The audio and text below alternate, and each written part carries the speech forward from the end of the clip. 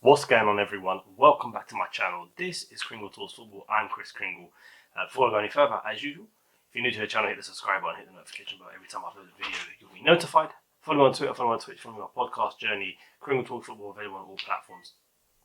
I'm CJ right on Twitter. First and foremost, if you are new to the channel and you watched the EFA official quarter-final cup draw, thank you very much for watching. Thank you very much for coming over and subscribing to the channel. I hope your teams do well, firstly. It was a very good experience for me, a very good opportunity for me doing a live video like that. And I'm not going to lie to you, I want to be back because I want to see how the teams do. There was a few teams in there that I was really expecting and really hoping for some big things. You know who you are. But look, as usual, get into the... I'm not going to lie, this is going to be the usual format, lineup, good bad performances, what it means going forward.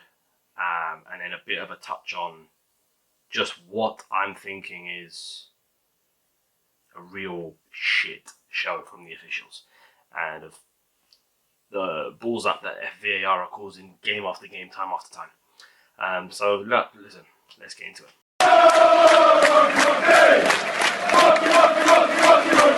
So Arsenal versus Burnley, pretty straightforward lineup. Callum Chambers came in firstly. So it was Leno, Chambers, Louise, Mari, Tierney, Partey, Xhaka, and then Saka, Odegaard, and Willian behind Aubameyang. 6 changes technically from the Leicester side. The likes of Chambers, the likes of Partey, Saka, Odegaard, and Aubameyang coming in. But overall, I was happy with it. I thought it was a very good lineup. I thought it was a very strong lineup. But obviously, Willian put a good performance in against Leicester. So, you know, earned his place, if I'm honest. Aubameyang and Saka coming back in was pretty natural. And Odegaard coming in for Emile Smith-Rowe, no problem whatsoever on that side. You know, perfect start to the game. 6 minutes in, we were pressing them well. We were playing the way we want to play. And we built up the play perfectly well. Leno played it into Partey, who beat a couple of man. Played a little 1-2 with Xhaka before releasing a nice little through ball into Willian, who in turn found Aubameyang, a little couple of step overs, cut inside, and he's done this a couple of times now. I think he's done it against Newcastle, I think maybe against Newcastle and against someone else he done it against. We done little step overs, cut inside against Leeds, sorry, done a little step overs, cut inside and hit it into the bottom corner, near side. So maybe Nick Pope wasn't expecting it, but he got a hand to it, but he thought he could have done better. And then to be fair, countless chances after that, really, if I'm honest, to double the lead. Saka had a really good chance and he tipped it just wide. Toe poked it, should I say, just wide. And then a little bit after that, we had a breakaway. It was 3 against 2. It was Aubameyang, Saka, and he had Willian on the right against 2 of their defenders. Aubameyang played it into Saka and he just couldn't get the ball out of his feet. The first touch really let him down. If I actually watched that again, the Burnley defender sort of slide over towards that side. Probably could have played it into Willian, might have been the better option. And then just reading it here, you know, that 37th minute, Leno picks the ball up. We take the ball back into Leno. Leno plays it into Xhaka, who, when you watch it again, and hindsight, he probably should have just played it first time with his right foot. He doesn't. He takes the first touch with his left foot, looks up, sees Louise free, but there's a play in between them. There's Chris Wood is stuck in between him and David Luiz. And he decides to play it with his right foot straight into Chris Wood's path, hits him on his hip, goes in. Chris Wood has no idea what's going on. And you could see the frustration from Arteta was a lot on that touchline. He was angry. And so was I. And so was everyone else. I could see on Twitter we were pissed. And second half, you know, we didn't produce enough initially to get the win. And Burnley grew in confidence. They really had a lot more of the ball. They pressed us really well, if I'm honest. And then came a couple of bits of controversy. Eric Pieters, basically, Pepe clipped the ball up. It hit Pieters' leg onto his arm. Pepe appealed for a handball and it wasn't given. Got the ball back again, tried to flick it over the defender. His arm was like here. Like, literally was like, yeah, go on then, mate. Hit it. No problem, we'll give you a penalty. Hit his arm. Pepe's obviously peeling really big for this point, and VAR looked at it and said no. And you know, I'm going to touch on that in a second, but fuming, absolutely fuming. And then we did get given a penalty. my daughter's trying to have a sleep, and maybe I'm waking her up, I don't know, but we'll carry on. Pepe then is given a penalty. Shot hits Pieters' arm again. Referee penalty and gives a red card straight away to Eric Pieters. On second look at it, hit him in the shoulder, which was correct to get overturned, but it just wasn't going for us. You know, Pepe missed a really gilt-edged chance. The ball came in, similar to how he scored the goal against Newcastle, similar to how he scored against Manchester United last season, where the ball's cut back and he just buries it bottom corner, completely missed the ball. And after that, we just, you know, up until the 85th minute, between the 60th minute and the 85th minute, didn't have a single shot until that moment. And then, you know, a couple of chances, one cleared off the line, one hit the post by Ceballos. It was just really gilt-edged opportunity from Arsenal, and it's another 2 points we've dropped. You know, I've said it before, dropped points at home against Burnley, now away against Burnley, at home to Wolves now, and away against Wolves, at home to Southampton, at home to Crystal Palace. You know, that's at least 21 points where we should, or 18 points, sorry, where we should have taken all 18. You know, no excuses. And whether it's through our own mistakes or the referee and officiating, I'll touch on that in a second. Like I said, I've touched on it before. Hashtag corrupt FA, no problem with me saying that, I don't care. But it's just becoming a pattern now, where we've done this time and time again. We're in a good position, we should be doing it, we shoot ourselves in the foot, and then the officials fuck it up for us anyway. You know, what's the point? You know, good and bad performances. For me, Thomas Partey did brilliantly well. He came in again and was by far the best midfielder on the pitch. You know, he eludes pressure, always beats the first man, allows for the play to build up from the back. He's just a very good footballer. He's a very top class footballer, and he makes our midfield tick so much more when he's in it than compared to somebody like El Neni or even Dani Ceballos, if I'm honest. So I was really happy with him.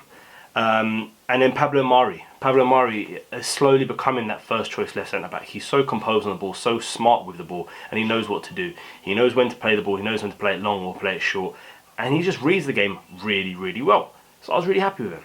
Bad performances, you know, you've got to look at Xhaka for the carelessness. Really poor on the ball that led to their goal. And it's not the first time, and I said it before, he's a player that will have you, you know, the last 12 games before this, apart from the Burnley game, has been excellent. No problem whatsoever. Top class player, top class performances. And then he does this today.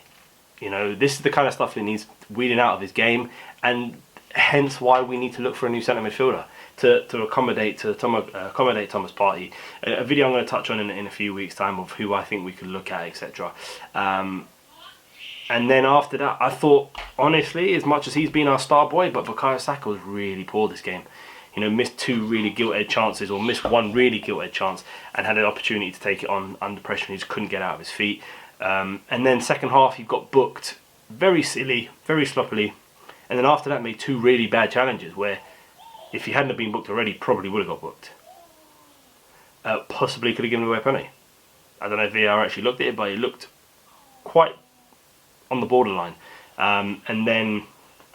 But after the sort of incident where he possibly could have given away a penalty, he did brighten his game back up again, but it wasn't his best performance in the slightest. I think she's having fun in it. I think she's playing. Let her do it. What it means going forward, you know, it's a must-win game now. Thursday, or at least must-win game, and definitely against Spurs away at home next week. Definitely a must-win game against Olympiacos, or at least definitely not lose away from home. And we just need to keep the momentum going. We need to keep some momentum in the league form, because our league form is really poor. We're not doing great in the league at all. Sorry guys, we've got a joinee on this one. Like I said, it's crucial we win those games against Olympiacos away from home and against Tottenham at home. It just has to happen now. And you know, closing from the actual game itself, look, we should have won today, without a doubt. We're better than Burnley. Burnley is shit. Their XG was 1.1, ours was 2.3. We just couldn't stick it away in the slightest. And it's frustrating to watch. It's frustrating as an Arsenal fan that we keep giving away these sloppy goals, sloppy mistakes. You know, even I referred back to the other games, even the game against Aston Villa away from home, you know, 2.2 minutes in, we concede a goal straight away. Well over 18 points that we've dropped. And I will, you know, talk about the officiating once again. How the officials can look at that handball incident for Pepe against Eric Pieters, I know, and not deem it a penalty is well beyond me. We saw the Fulham game the other day where the player's arm is by his side, it hits his arm and is given a handball, yet today his arm is well out of the natural circumference of what it should be, and it's not given. Even Peter Walton today on BT Sports said that should have been given as a penalty. That's how you know it's bad. Where I've criticised Peter Walton in the past, but I'm actually going to agree with him today. That stonewall penalty. We saw it recently where Southampton was given a penalty against them. Ryan Bertrand had his arm out. The proximity was maybe a little bit further away than this one today, and the referee gave a penalty because his arm was out in an unnatural position. But today it's all about proximity. Don't give me that rubbish. The officiating, and it's not an agenda against Arsenal, even though some would say it might be, but the officiating in this country has got to be the worst. Genuinely the worst. It's down to interpretation, but there's got to be something where, a rule where if the player is a metre or less close to the other player, it's not a handball. If it's metre or more, then it's a handball. There can't be a fine line between 1 week you saying, "No, that's not a penalty," and then the next week it comes out and says it is a penalty. The handball rule of accidental, if it didn't hit the arm, is coming in July, so the Fulham handball midweek against Tottenham would have stood, and a day after it happens they come out and say that it would have changed, which is going to, I'm sure, would have made Scott Parker so much happier to understand that. But it's an absolute joke, and I've said it before, #CorruptFA, and I'll say it again and again. The officiating in this country needs looking at on a grander scale. We've seen it in Australia where they're mic'd up and they're talking, you can hear it over the monitor, you can hear it in the commentary, you can hear it at home, they're discussing what's happening. Should we give it? Yes. What was it? Can you see? What can you see from your point of view? What can I see? We're going to go to the monitor. All that kind of conversation where we as fans and the management and everything else need to know what is happening. That's all we ask for, a bit of clarity, because we don't know how they've come to that decision. And it's another game where we've dropped 2 points. We should have scored. We should have won the game without a shadow of doubt. Not taking it away from us. We should have been 4-0 up before they scored their first goal, or before they scored their goal. But the officiating yet again doesn't help. If we get a penalty and we score that penalty, who knows what happens then? We go on to score again and again because Burnley open up. We created 3 or 4 really good chances in the first half to score, and it was only because we already scored. So Burnley had to come out and start playing, which created gaps in their defence. The minute they scored their goal, they didn't need to come at us. We got away with one, actually, to be fair. They played a nice little 1-2 between Wood and Vidra, and Burnley made a really, really good save. So it's just poor yet again from Arsenal, and that's all we keep doing. We get really good positions, we get really good momentum behind us in the game, and then we shoot ourselves in the foot, because that's what we do. And that's the kind of stuff that Mikel Arteta in his pre-match interview and pre-match press conference was talking about.